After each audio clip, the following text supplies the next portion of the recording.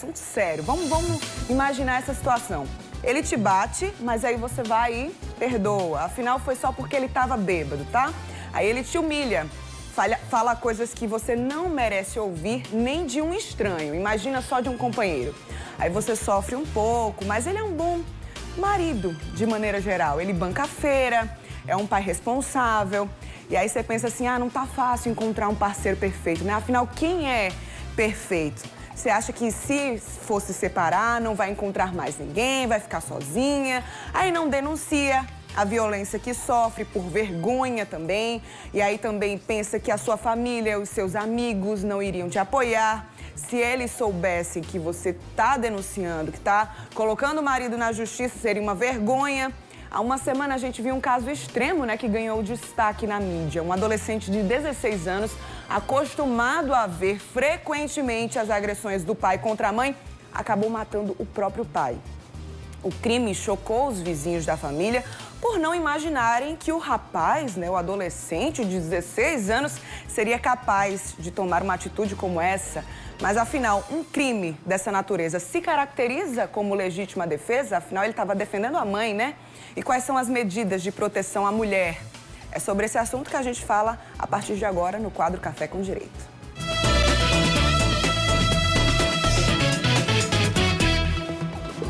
Eu recebo aqui no estúdio, né, a Sheila Sodré, o advogado criminalista Eduardo Luna. Bom dia para vocês. Bom dia, assunto Bruna. Sério por aqui, né, Olha, Sheila? esse super sério e, assim, quem me conhece na advocacia sabe que essa área criminal, eu não atuo em hipótese alguma, mas eu tenho sempre bons amigos, colegas incríveis. E aqui eu trouxe o doutor Eduardo, que é incrível nessa área, para nos ajudar a explicar, não só porque nós tivemos uma lei nova, não só por conta desse fato, mas de outros que acabam chegando na mídia realmente.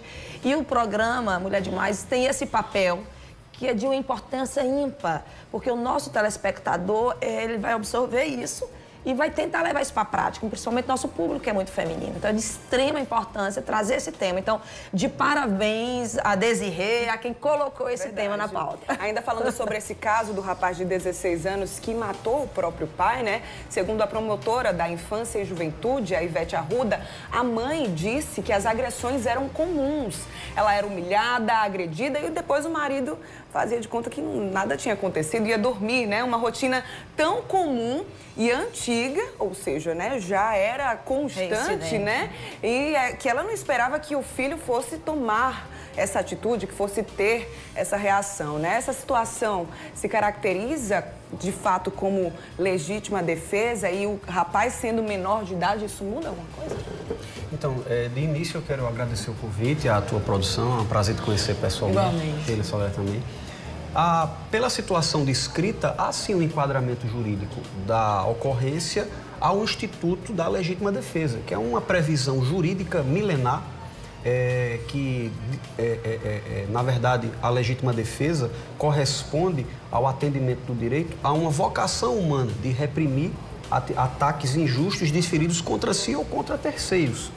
E, no caso, um menor de idade reprimiu uma agressão injusta desferida pelo pai, pelo que foi narrado, agressões sistemáticas desferidas contra a mãe, e ele, diante dessa injustiça, dessa truculência marital, ele reagiu legitimamente, utilizando do meio que ele tinha à disposição, do instrumento que ele tinha à mão, e, no caso, ocasionou a morte do pai. E essa situação ela vai, sem dúvida, ser discutida no judiciário e a ocorrência desse instituto, a caracterização ou não da legítima defesa será aferida e decidida pelo magistrado pertinente. Entendi. O rapaz é menor de idade, né? 16 anos, isso muda alguma coisa com relação a uma possível pena? Enfim, quais serão as consequências nesse caso, já que ele é menor de idade? Então, no caso incide o Estatuto da Criança e do Adolescente. O ato por ele praticado foi um ato correspondente ao crime de homicídio, um ato dito infracional. Ele, de início, é encaminhado ao Ministério Público, que poderá aplicar a remissão ou uma espécie de perdão, dada a situação concreta, dada as peculiaridades circunstanciais da hipótese. Não oferecida a remissão por parte do Ministério Público, sem dúvida, haverá um desdobramento processual, haverá a ocorrência de atos instrutórios, o magistrado irá colher as provas que elucidem o caso concreto, que elucidem a situação concreta e, no final de todo o procedimento, ele irá decidir se há a caracterização, a configuração da legítima defesa, que exige, que demanda alguns requisitos, como, por exemplo, a moderação do uso, do retruque da vítima ante a agressão desferida. E, no caso, também, se há uma situação de agressão injusta, no caso, está bem configurada, a agressão sofrida pela mãe. A peculiaridade é que essa agressão ocorreu num ambiente doméstico. Sim. Dá margem à incidência da Lei Maria da Penha, no caso. Entendi.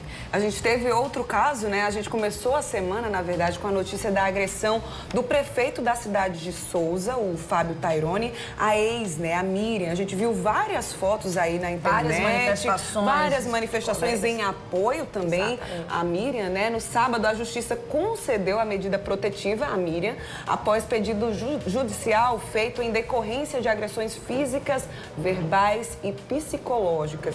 Eduardo, existe até uma novidade, né, com relação ao tempo de pena a quem desrespeita as medidas de proteção à mulher. E, primeiro, que medidas são essas, né? O que caracteriza essa medida protetiva à mulher? Não, é só para lembrar que a medida protetiva, ela é a primeira, né? Ela é a primeira para afastar realmente o agressor. Mas tem toda uma consequência, uma sequência de medidas que tem que ser tomadas posteriormente. Isso é só para afastar. Né? Agora vem a questão punitiva também, né? Não pode sair ileso. E é isso que o doutor Eduardo pode falar, porque houve essas mudanças e eu espero que para proibir ou para inibir realmente novos atos desse tipo, né? Então, houve uma novidade legislativa. O legislador, ele divergindo do entendimento jurisprudencial, os julgadores iam entendendo que o descumprimento dessas medidas protetivas não acarretava a configuração do crime de desobediência, que é um crime previsto no Código Penal, especificamente no artigo 330 do nosso Estatuto Punitivo, que descreve a conduta de você desobedecer a uma autoridade estatal. Pois bem, os tribunais entendiam nesse sentido, de que o descumprimento, o inatendimento de uma medida protetiva não acarretava a configuração desse crime. O legislador divergindo, abrindo divergência com esse entendimento cristalizado do judiciário, o legislador ele positivou este crime. A partir de agora, quem descumpre uma medida protetiva estipulada pelo magistrado, medida protetiva de urgência para resguardar a ofendida, a mulher vítima de situação de violência doméstica e familiar, quem descumpre esta medida está incorrendo num crime específico, punido muito brandamente, Sheila. A pena de 2 meses até 2 anos. O legislador ele fica com essa margem de 2 meses até 2 anos para estipular a reprimenda penal de quem descumpre, de quem não atende uma medida protetiva. Como, por exemplo, a medida que Sheila citou, o mandado de distanciamento. A mulher é agredida em casa. Que é muito comum, acaba sendo muito comum. Não, você lembra que nos programas anteriores tinha uma telespectadora que ela exatamente queria sair de casa ou queria que o marido saísse de casa e ela não sabia como fazer isso com medo. Tem umas que querem mandar dúvidas e perguntas e fala, não, eu tenho que esperar o momento certo antes do meu marido olhar porque eu não posso nem sair de casa. Essa é a situação que muitas mulheres vivem, realmente. Então, tem que ter segurança no judiciário, nas medidas do judiciário, para que, quando vier em juízo requerer uma medida dessa, for concedida uma medida dessa, que realmente cause esse medo ou que cause realmente um respeito por agressor, para que ele realmente não invada o espaço e muito menos deixa de cumprir a medida. Assim, a mulher vai se sentir muito mais, como é que eu diria, mais segura, né? De procurar o próprio judiciário, porque às vezes passa essa insegurança em relação à própria instituição, né? Ao respeito que o cidadão tem diante da justiça. Ah, mas não vai dar em nada. Né? Porque muitas vezes alguns crimes, eles acontecem mesmo com medida protetiva. É verdade. A gente vai a um intervalo bem rapidinho agora, mas na volta a gente continua aqui, tá? Com o nosso papo aqui no quadro Café com Direito. E você ainda pode mandar perguntas sobre o assunto para o nosso WhatsApp. A nossa pausa é bem rapidinha, te prometo, tá?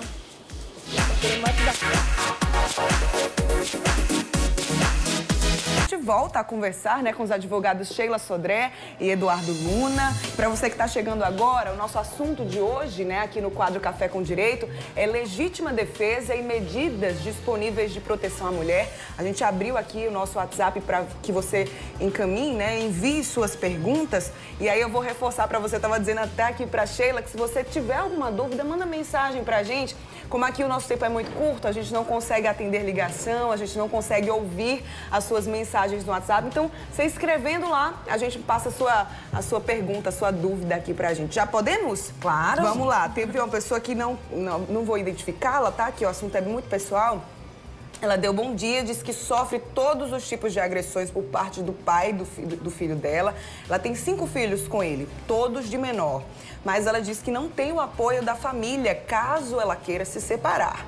A família dele também não apoia, pelo contrário. Ela quer saber quais são os direitos, porque muitas das vezes ele chega até a bater e fazer ameaças. E ela teme pelos filhos. É um caso constante aí na sociedade, não somente aqui no Brasil, mas acredito que no mundo inteiro, né? Acaba acontecendo. E você falou uma coisa interessante que ela deixou muito claro. Olha o porquê, ela tem consciência de que ela acabou de falar, ela é agredida fisicamente, moralmente, com certeza deve ser. Mas olha a preocupação, nunca a família vai apoiar. Né? Às vezes a instituição religiosa não apoia, muitas vezes a família não quer ver destruída. Então a mulher fica carregando um fardo muito grande com a preocupação financeira, tá? E a preocupação de que como é que vai criar 5 filhos sozinhas? Se a família vai virar as costas na medida que o pai da criança está respondendo um processo criminal que pode até estar preso.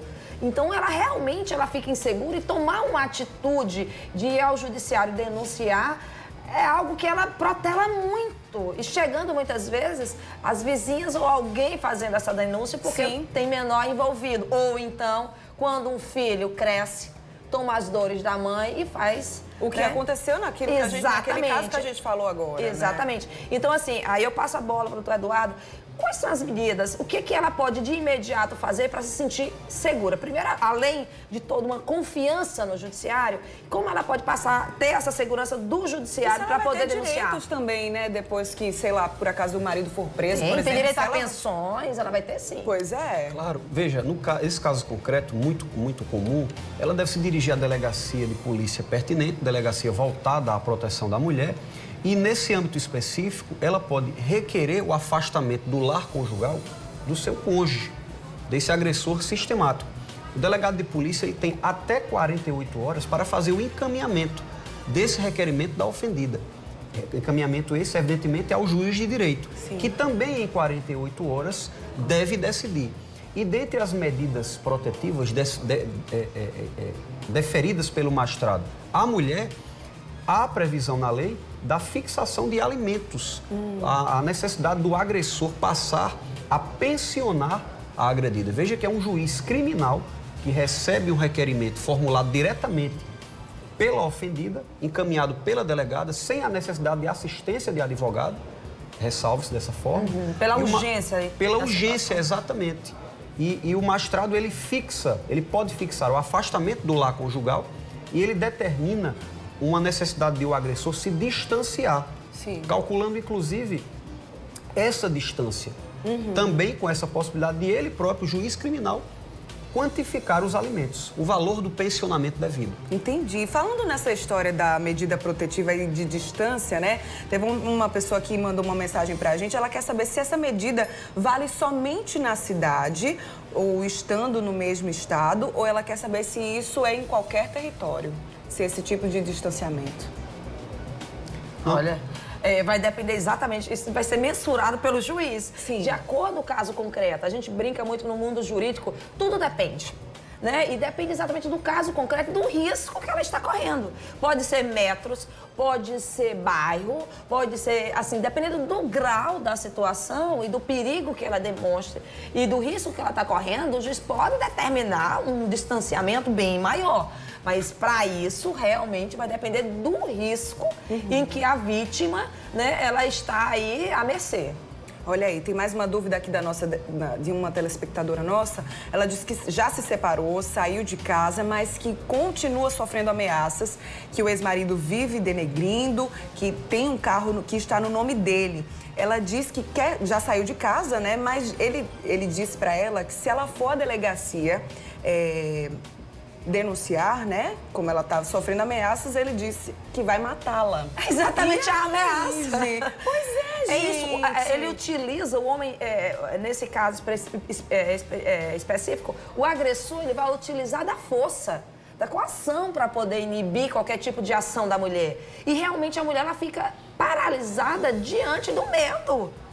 Porque realmente, muitas vezes, o homem, pela sua força física, ou pelo tom da voz, ou pelo histórico que ele tenha, eu digo isso porque o doutor Eduardo deve estar acostumado no seu dia a dia, exatamente. Para a mulher tomar essa iniciativa, muitas vezes o grau de agressão se tornou insuportável. Não é isso, doutor Eduardo? Exato, Bruna. Inclusive, a depender da situação concreta e do grau dessa ameaça e do grau da truculência envolvida, o magistrado, por primeiro, ele vai verificar se uma medida protetiva de urgência, ela é adequada.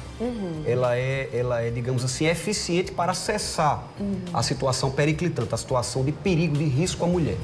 Mas o juiz também tem como instrumento, um instrumento subsidiário. Ele somente irá aplicar a prisão preventiva, que é a restrição total da liberdade do agressor, se ele conclui que nenhuma medida protetiva se mostra adequada para acautelar, para resguardar a mulher. Então, ele tem a medida protetiva de urgência, as medidas protetivas, alguns já foram aqui mencionados, e ele tem também como instrumento de resguardo a prisão preventiva, a privação completa da liberdade do agressor. Entendi. Ai, Bruno, eu queria aproveitar e fazer uma pergunta do dia a dia da advocacia criminal ao doutor Eduardo, é o seguinte: com a sua experiência, aí eu gostaria que o senhor falasse realmente para as mulheres que estão nos ouvindo. As mulheres que buscam esse tipo de ajuda, que denunciam, qual é o histórico posterior do agressor? Ele volta? Ele realmente insiste na agressão? Ou ele realmente, né, se coloca no lugar e tem a consciência de que o Estado está presente nessa hora? Sheila, pergunta muito pertinente. O histórico de recidiva, ele é muito significativo. Tanto que essa nova lei que criminaliza o descumprimento de medida protetiva, ela veio a lume em razão desse histórico de reincidência, desse histórico de desrespeito, de flagrante desrespeito por parte dos agressores que estavam submetidos a uma medida de afastamento do lar, por exemplo, ou submetido a uma medida de distanciamento, de guardar um certo distanciamento da ofendida. Então, em razão do descumprimento sistemático recorrente por parte desses agressores, é que o legislador ele trouxe essa nova disposição penal punindo criminalmente quem desatendeu a medida estipulada pelo magistrado. Ok, doutor Eduardo, muito obrigada. Sheila também. É uma pena, né, que em pleno século XXI a gente ainda precise bater nessa tecla, falar sobre esse assunto, mas nosso papel é esse aqui mesmo, falar, esclarecer, e vocês foram fundamentais para isso. Muito obrigada. Agradece a oportunidade de estar falando de um tema desse no café da manhã para você, telespectador. Obrigada mais uma vez, Bruna. Viu?